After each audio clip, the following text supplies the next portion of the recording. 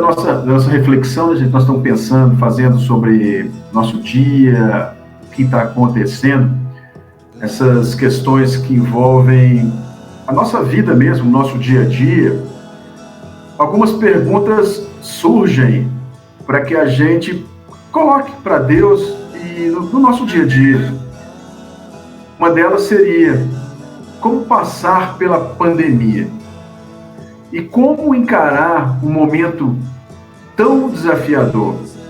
Durante essa semana, eu estou mandando, não sei se vocês estão assistindo, uns vídeos que são muito legais, de alguns pastores e pastoras, alguns estudiosos da Bíblia, falando, né, sobre esperança, sobre onde temos que buscar a nossa esperança.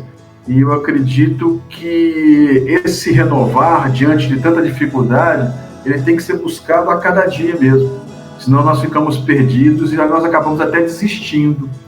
Mas quando nós começamos a buscar, a correr atrás, a entregar para Deus e pedir para que Ele abra os nossos olhos, nós começamos a enxergar muita coisa.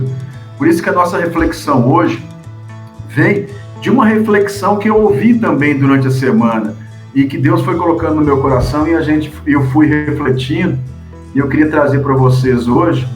Tanto que o nosso texto base vai ser Romanos 15, 13.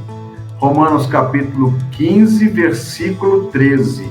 É um finalzinho de uma parte, de uma perícope, que Paulo está colocando na sua carta. Romanos 15, 13, eu vou ler para vocês, fala assim: que o Senhor da esperança os encha de toda alegria e paz, por sua confiança nele, para que vocês transbordem de esperança pelo poder do Espírito Santo. Vou repetir. Que o Deus da esperança os encha de toda alegria e paz, por sua confiança nele, para que vocês transbordem de esperança pelo poder do Espírito Santo. Vamos fazer uma oração? Senhor Deus, Pai amado, Pai querido, clamamos ao Senhor que venha falar aos nossos corações, abra o nosso entendimento. Queremos compreender e viver dentro do Teu propósito. Queremos aprender, Pai, a viver diante das dificuldades, diante dos desafios que se levantam. Como é que o Senhor pode nos levar de mãos dadas a passar por esse momento? Abra o nosso entendimento, Pai. Agradecemos ao Senhor em nome de Jesus. Amém. Aí vem aquela questão: quando a dificuldade chega, nós não conseguimos ver, infelizmente, além da dificuldade. Nós ficamos parados. Eu ouvi um ditado rabínico que ele fala assim: a alma anda na velocidade do camelo. Temos que parar algumas vezes. Olha que interessante, nossa alma anda devagar, nós estamos lá na frente e algumas vezes e algumas situações nos fazem parar, como hoje estamos parados. Nós estamos parados esperando que Deus nos mostre alguma coisa. Seja bem-vindo, amado irmão Wesley. Que Deus possa nos mostrar alguma coisa. Então nós paramos. Quantas as pessoas que não ficam cegas diante do problema? Ou pior, quando vivemos um negacionismo que nos leva ao quê? A uma fuga, nos leva ao quê? Ao medo, nos leva ao quê? A falta de sentido na vida. Não reduzimos a velocidade, mas o momento, a situação, muitas vezes nos leva a reduzir. E esse momento, infelizmente, o que acontece? A culpa se torna um ídolo quando nos prostramos diante dela. Não só a culpa, mas como também o medo, a falta de sentido, a fuga. O problema do cristianismo, né, que a gente fala do cristianismo institucionalizado, é viver um triunfalismo cristão que é exatamente um caminho para escapar de uma realidade. O que acontece nesse momento é que ele nos aliena e não nos permite, principalmente, interpretar as condições, os desafios e as perguntas que nós fazemos são perguntas existenciais que nós fazemos sobre a vida. Nunca foi prometido que não teríamos angústias ou tribulações, com certeza. Se alguma vez algum pastor, alguém falou, ele está pregando um outro evangelho. O sofrimento faz parte dessa condição, da nossa condição humana, mas o sofrimento acontece e o sofrimento passa. O que tem? Nós temos que reagir. Eu gosto de uma frase daquele filme As Crônicas de Nárnia, que fala assim: chorar ajuda por um tempo, mas depois é preciso parar de chorar e tomar uma decisão. Chorar ajuda por um tempo, mas depois é preciso parar de chorar e tomar uma decisão.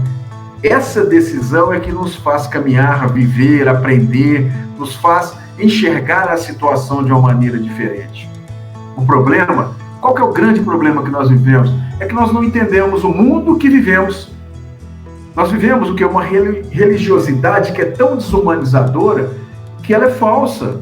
E, principalmente, ela não dá respostas para os nossos questionamentos. Porque tantas pessoas se sentem distantes de Deus, apesar dele estar próximo. É porque as pessoas não estão sentindo, não estão tendo resposta para suas questões, apesar de que o Evangelho de Cristo nos dá essas respostas. A dificuldade expõe uma questão que muitas vezes nós tentamos esconder, expõe a nossa condição humana. Quantas vezes não tentamos viver ou ser super-homens, super-mulheres? É por isso que devemos viver a nossa espiritualidade e a nossa humanidade. O grande erro é viver interessado apenas no que Deus faz e não viver e entender e colocar no nosso coração o que Ele nos promete. Nós vivemos muitas vezes no que Ele não nos promete. Vivemos enganados. Eu assisti outro dia uma live com um pastor. Vocês devem conhecer o Zé Bruno, da Casa da Rocha. Ele é um dos cantores, é o cantor da banda Resgate. E a igreja dele, ele falou uma coisa tão interessante, que ele falou que a igreja dele, quando eles reúnem, ele falou exatamente assim: não reunimos para pedir a Deus as coisas que nós queremos. Reunimos para saber o que Ele quer da gente. Olha que interessante. Reunimos para saber o que Deus quer da gente. Quando nós estamos com esse coração voltado para Deus, nós começamos a enxergar a situação de uma maneira diferente. O nosso contexto hoje pode ser um contexto complicado, mas como Deus nos permite enxergar e nos permite caminhar? O reino de Deus apresenta-se para fazer uma leitura e nos mostrar que tem como viver de uma maneira diferente diante dos nossos desafios. Essa passagem que nós lemos de Paulo, ele está falando, das boas notícias para os judeus e os pagãos. Nessa parte do capítulo 15, nessa parte ele fala o quê? De consolar, de ter misericórdia e da fidelidade de Deus para com cada um de nós. A conclusão dessa parte, dessa perícope, ela ressoa o tema da esperança, uma palavra que é tão preciosa para todos nós e que muitas vezes é esquecida na nossa vida. Essa, inclusive, poderia ser a saudação final, esse versículo que nós lemos, para toda a carta de Paulo aos Romanos. Aqui Paulo fala do Deus da esperança, e aqui ele cita Isaías 11:10, ele fala assim, em Romanos 15:12, Paulo cita Isaías 11:10, ele fala assim, e assim Isaías também diz, brotará a raiz de Jessé, aquele que se levantará para reinar sobre os gentios, estes colocarão nele o quê? A sua esperança. É exatamente no versículo anterior, estes colocarão nele a sua esperança. E Paulo ao mencionar a justiça, a paz e a alegria como resultado do reino de Deus, olha aqui o que fala Romanos 14:17. Pois o reino de Deus não é comida nem bebida, mas justiça, paz, alegria no Espírito Santo. E eu pergunto, sabe por quê? Porque Deus é Deus, e Deus é o Deus da esperança. Ao contrário de muitos deuses que são pregados como o Deus do ódio, o Deus do desespero, o Deus da violência, o nosso Deus é o Deus da esperança. Olha a diferença. E o Espírito Santo nos capacita a experimentar esse Deus nesta vida e experimentar isso no reino de Deus. Experimentar viver o reino de Deus. Eu estou preparando um trabalho, que eu estou pensando em fazer talvez um mestrado próximo agora, em cima de modelos de igreja. E um papo com o professor, o Carlos Caldas, ele me indicou um livro, e inclusive uma resenha que ele fez. O livro é do professor e do pastor, chama Harvey Cox, O Futuro da Fé. É muito interessante esse livro, dentro da reflexão e principalmente dentro da pesquisa que eu vou fazer, mas é interessante para a gente também entender a ação do Espírito. Eu achei legal, uma história, ele conta aqui uma história do cristianismo, que o cristianismo ele pode ser dividido, ele divide o cristianismo em 3 eras. Ele fala da era da fé, a era da crença e da era do Espírito. E ele estabelece, né, uma distinção vital entre essa fé e crença. Ele mostra que a época da fé é vivida como? É um compromisso de vida com o projeto da vida de Jesus de Nazaré. E olha a diferença quando vem a era da crença. A crença já é uma adesão intelectual, as afirmações que são feitas e organizadas a respeito de Jesus. Uma é uma época de vivência e experiência com ele. Outra é organizada, é uma ideia a respeito dele. Olha como é que vai mudando. E ele mostra nisso aqui que enquanto a fé se expressa na caminhada da vida, não é coincidência que na narrativa lá em Atos, né, eles nos chamam os discípulos como os do caminho. A era da fé corresponde mais ou menos para esse autor os 3 primeiros séculos da vida da era cristã. A fé em Jesus era mais vivida do que interpretada racionalmente. Olha que fantástico. Por meio da solidariedade para com os pobres, os vulneráveis da sociedade. Era atitude, era ação, era viver Cristo. Aí passa para a era da crença. A crença se expressa em credos, confissões, catecismos, que nesse momento, devem ser aceitas integralmente. A era da crença começou mais ou menos num período patrício para esse autor, quando acontece uma mudança da fé em crença. E o que aconteceu com tudo isso? Uma decadência, não como instituição, mas como principalmente sistema de vida. O estilo de vida muda, porque antes era viver em Cristo, agora era viver nas questões que nós sabemos dele. E finalmente, após essa era da crença, vem a era do Espírito. É uma era que é e será como se fosse o retorno da fé. É a chamada que ele faz. A chegada da era do Espírito é um prenúncio desse renascimento de uma fé baseada efetivamente, detalhe, em seguir Jesus e não em concordar com afirmações a respeito dele. Aponta aqui como cristão, né, o cristão como o povo sendo o povo do caminho, ou seja, uma volta ao início de tudo. É uma questão, assim, é um cristianismo pós-dogmático.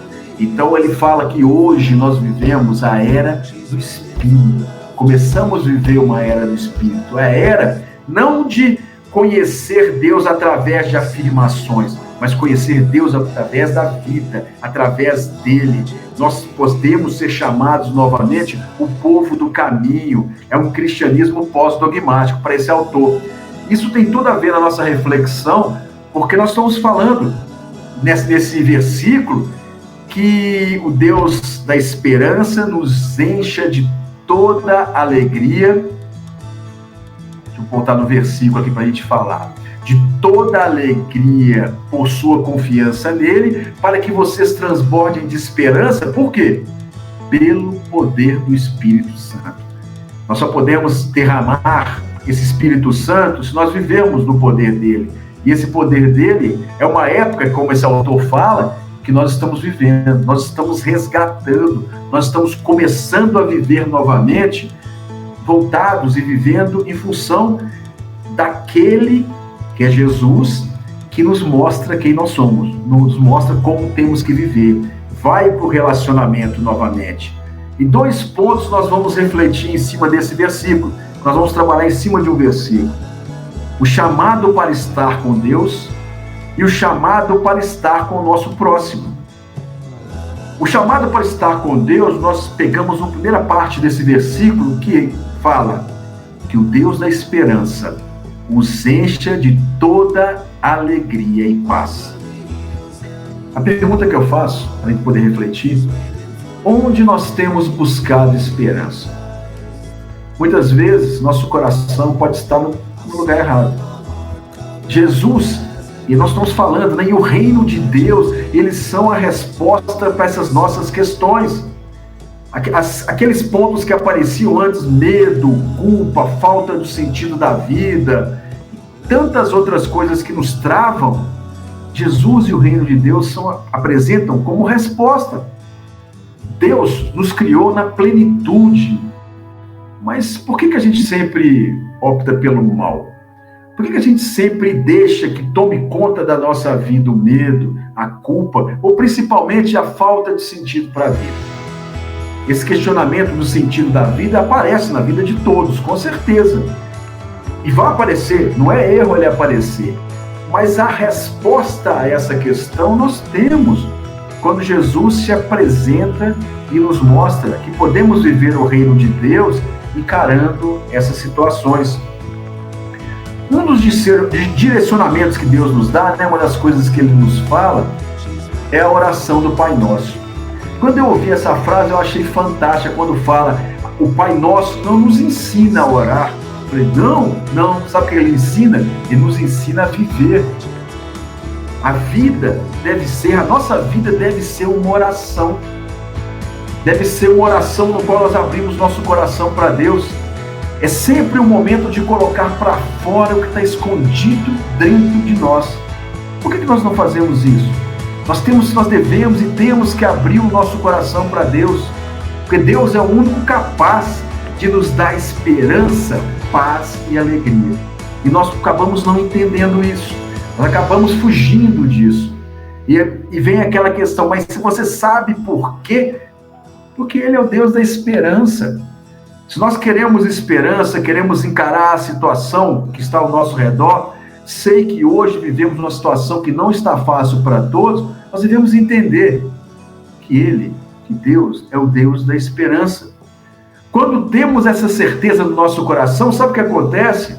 Nós começamos a entender e lembrar que Deus é maior que todos os nossos desafios, que as nossas dores, que os nossos sentimentos.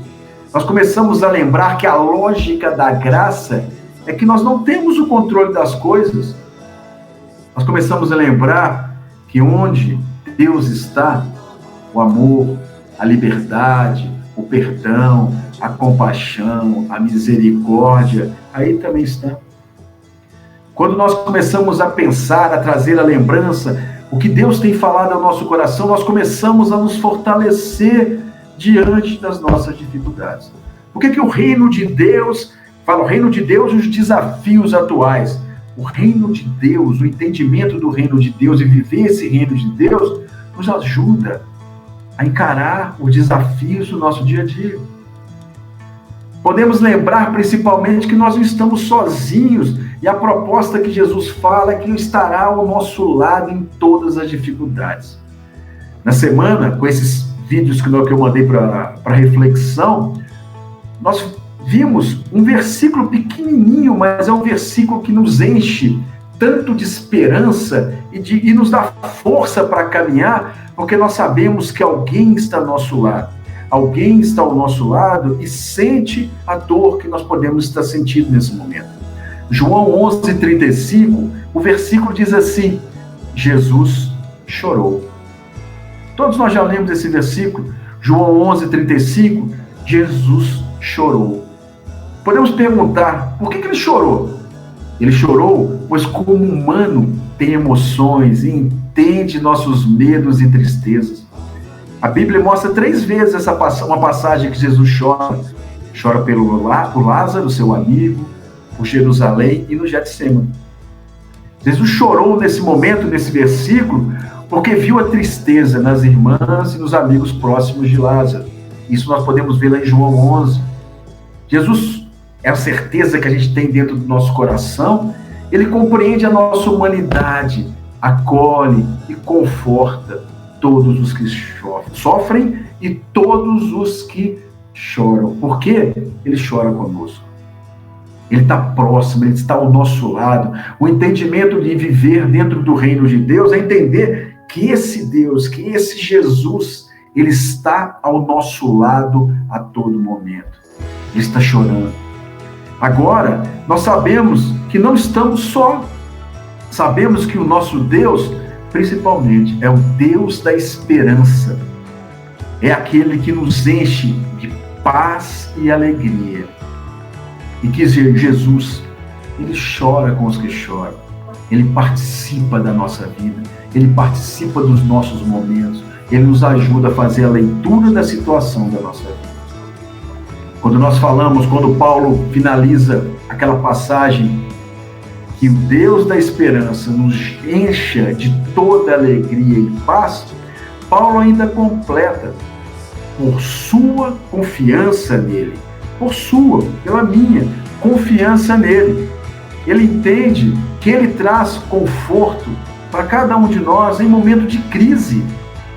Quando conhecemos, confiar em Deus se torna um estilo de vida, porque nós o conhecemos, torna-se um estilo de vida, mesmo sabendo que não temos o controle do dia de amanhã. E é o que acontece com todos nós hoje. Nós não sabemos o dia de amanhã, como não sabíamos antes, mas hoje, diante dessa amostra da nossa fragilidade, diante da nossa vida, nós sabemos, agora nós temos certeza que nós não temos o controle de amanhã. E quando a gente nós já fizemos um estudo isso há umas semanas atrás, mas quando nós lemos o Salmo 23, no versículo 4, olha que declaração fantástica do salmista. Mesmo quando eu andar por um vale de trevas e morte, não temerei mal algum. Sabe por quê? Pois tu estás comigo, tua vara e teu cajado me protegem. Tu estás comigo, a certeza que ele está ao nosso lado, que nos dá essa confiança de poder caminhar, de poder lutar, de poder não desistir, de poder, se cair, levantar. Quantas dificuldades e problemas nós temos hoje? Nós podemos elencar aqui vários, mas podemos ter a certeza, como o salmista diz aqui, pois tu estás comigo. Aqui é uma declaração de fé diante da crise, da dificuldade e principalmente dos desafios que se apresentam. Apesar de passar por momentos difíceis, de crise na vida, sabemos que Deus vai nos conduzir em momentos de escassez e principalmente quando nós estamos sem esperança, Ele vai nos conduzir. Esse Deus que nós acreditamos e confiamos, Ele é o que? É a esperança, Ele é a nossa proteção, Ele é a nossa confiança, Ele é o nosso pastor, que nos conforta, que nos dá tranquilidade, que nos dá paz, nos dá alegria. Aqui o salmista diz que mesmo diante de momentos difíceis, a ovelha confia tanto em Deus que isso é suficiente. Eu confio. Mas eu estou enxergando muitas dificuldades na minha frente, mas eu confio. Deus está comigo, tu estás comigo, e isso é o suficiente. Mesmo na nossa contextualizando isso, colocando no nosso dia a dia, mesmo em momentos de pandemia, que não conseguimos prever o que vai acontecer, eu não temerei mal algum, porque eu confio no Deus da esperança. Quando entendemos o chamado para estar com Deus, nós começamos a ter uma perspectiva diferente de vida, nós começamos a ter um renovo, nós começamos a estar fortalecidos em Cristo, mesmo diante da dificuldade. Mesmo diante. Nós temos que lembrar sempre disso. Quando tivermos, e é o que está acontecendo muito hoje, estamos diante de não saber o que vai acontecer amanhã. Mas mesmo assim, nós confiamos. Sabe por quê? Porque nós confiamos no Deus da esperança, o Deus que renova essa alegria e essa paz no nosso coração a cada momento. E como diz o salmista, tu estás comigo. É a certeza de podermos andar. E quando nós entendemos esse chamado, né, para estar com Deus e que Deus está conosco, e Ele nos mostra a cada momento que nós podemos e temos e devemos e vai acontecer, que vai acender essa chama dentro de nós, que se chama esperança, nós começamos a enxergar o mundo numa perspectiva diferente. Nós começamos a viver diferente, nós começamos a viver com mais esperança, que possa ser diferente, que amanhã possa ser diferente, e nós confiamos, mesmo diante da dificuldade. E quando nós entendemos esse chamado para estar com Deus, nós começamos a entender o chamado para estar com o nosso próximo. Quando Paulo fala no versículo que o Deus da esperança os encha de toda alegria e paz por sua confiança nele, agora ele coloca para que vocês transbordem esperança. O transbordar esperança é o inundar esperança onde estamos. Nós vamos ouvindo muitas frases, muitas reflexões durante a semana que eu não paro de buscar palavras para que possam fortalecer cada vez mais a minha esperança. Uma delas que eu ouvi é que existe muita fala vazia de amor. Essa fala vazia de amor é uma fala para aquele que não está transbordando esperança. Porque quando nós entendemos o que Deus tem para cada um de nós, esse chamado do propósito de Deus, nós começamos a transbordar esperança. E aí nós começamos a entender que toda atitude de amor revela Deus. Toda atitude de amor revela Deus para o seu próximo. Toda atitude de amor revela Deus para quem está ao nosso lado. Não adianta achar que estamos em paz com Deus, né? Infelizmente, banalizarmos o mal. Quando a gente fala Santo Agostinho, ele fala o mal é a ausência do bem. O triste é que esse mal, né, é fruto do nosso egoísmo. Quando nós não permitimos o quê? Transbordar a esperança. Não se acaba com o mal fazendo mal. Pelo contrário, nós acabamos com o mal fazendo bem. Quando nós começamos a inundar o mundo, sendo sal e luz, nós começamos a fazer totalmente a diferença nesse mundo. Uma pergunta que é bem impactante, que nos leva a avaliar a nossa vida, quando nós fazemos e perguntamos, somos solidários à dor do nosso próximo? Talvez nós estamos tão fechados nas nossas dores, nos nossos desesperos, sem poder enxergar, mas quando nós começamos a entender o chamado de Deus na nossa vida, nós começamos a enxergar que Deus nos traz esperança, começamos a transbordar a nossa esperança e nós ficamos solidários à dor do nosso próximo. Devemos buscar e responder ao clamor dos que choram. Infelizmente, para provar verdades, algumas verdades que nós temos, nós acabamos tornando insensíveis à dor do próximo. Nós não enxergamos. Nós ficamos presos naquilo que eu tenho e esquecemos que tem o próximo. O que nós podemos fazer de diferente? Lá em Hebreus 10:39, o autor de Hebreus escreve: nós, porém, não somos dos que retrocedem e são destruídos, mas dos que creem e são salvos. É essa chamada. Nós não retrocedemos, nós não voltamos, nós continuamos, nós acreditamos, nós somos salvos, nós levamos as pessoas conosco, nós mudamos o que está ao nosso redor. Entender que fazer o bem transforma o nosso mundo, transforma principalmente o mundo do nosso próximo. É isso que nós temos que colocar no nosso coração. E quando o apóstolo Paulo ainda continua nesse versículo, que o Deus da esperança os encha de toda alegria e paz por sua confiança nele, para que vocês transbordem de esperança pelo poder do Espírito Santo. Só para fazer um adendo com relação a isso e mostrar como é que é a questão da maldade do ser humano, não sei se vocês já viram ali na esquina da Grão-Mogol, com a contorno, na Calunga ali, tem um senhor que vende livros, e o pessoal doa para ele coloca os livros ali. Já tiraram os livros dele uma vez, o pessoal doou, ele fica ali vendendo os livros dele. Foi na madrugada de ontem, de ontem, passaram e botaram fogo em tudo. Tacaram fogo nos livros do senhor lá. E eu falei, que coisa. Hoje eu passei e eu vi um monte de gente lavando e trazendo novos livros para ele. Quando a gente começa a ver isso, vê que existe a maldade. Mas existem pessoas que combatem essa maldade com o bem. Sabe o que nós tornamos? Revolucionários da esperança.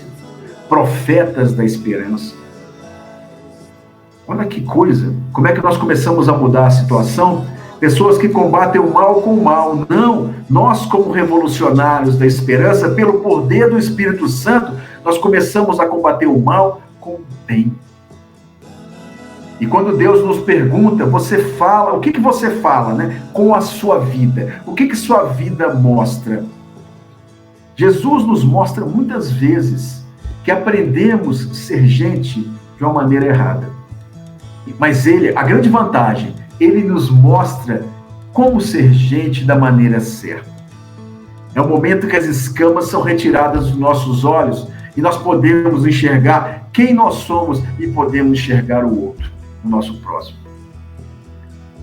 Como é que a nossa vida está falando? O que nós falamos com a nossa vida? O que nós mostramos para o nosso próximo? Nós somos esses revolucionários da esperança ou não? Uma pergunta que não deve nos abandonar é como eu posso tornar a vida do meu próximo melhor? O Espírito Santo nos ensina a viver sempre segundo a vontade de Deus. Ele nos toca, ele nos mostra. Você pode perguntar, mas como é que é isso, Mário? Vou falar, isso é fruto de uma experiência com ele. Você vai viver, você que vai me falar como.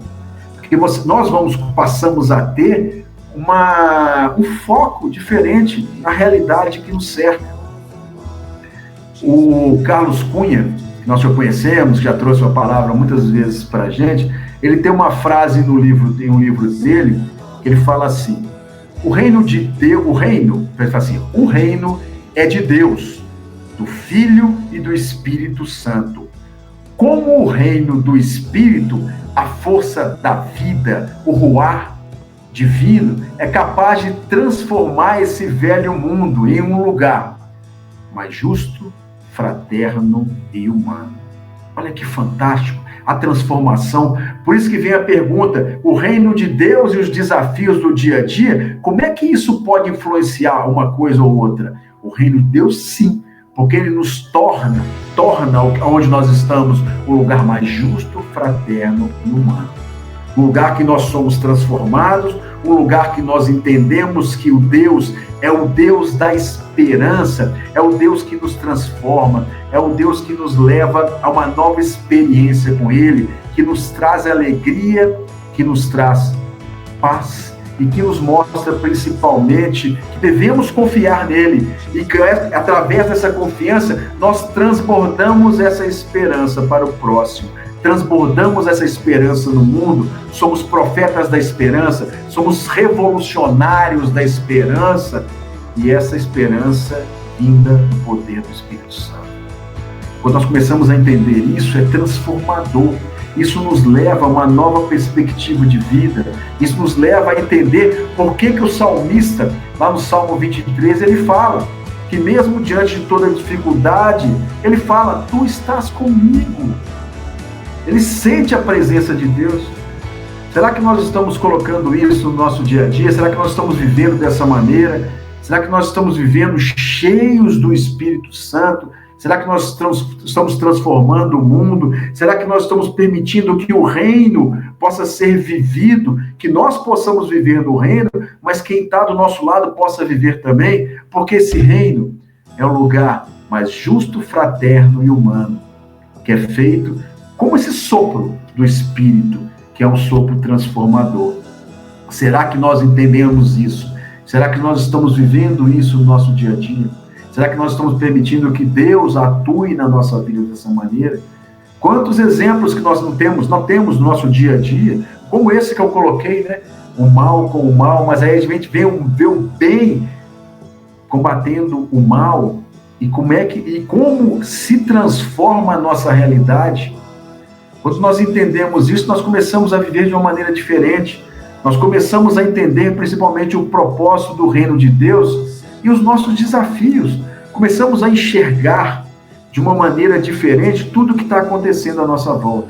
Começamos a estar mais fortalecidos. Por quê? Porque nós confiamos. E quando algumas perguntas são perguntas existenciais, o reino de Deus responde essas questões existenciais da nossa vida, principalmente, qual o sentido de tudo? Quando nós olhamos, talvez passando por essa situação de pandemia, estamos isolados, sem perspectiva, e amanhã, como é que vai ser amanhã? Será que eu vou ter recursos para pagar meus compromissos? Será que eu vou manter a minha saúde intacta? Essas pessoas que estão por aí sofrendo, será que elas vão ter um conforto? São tantas questões que aparecem e parece que tudo não tem sentido. E quando perguntamos qual o sentido de tudo, se nós entendemos esse viver no reino de Deus, ele nos responde. Por quê? Porque o nosso Deus é o Deus da esperança.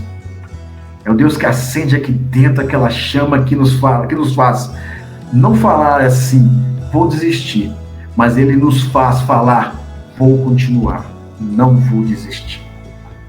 Porque como diz o salmista, tu estás comigo.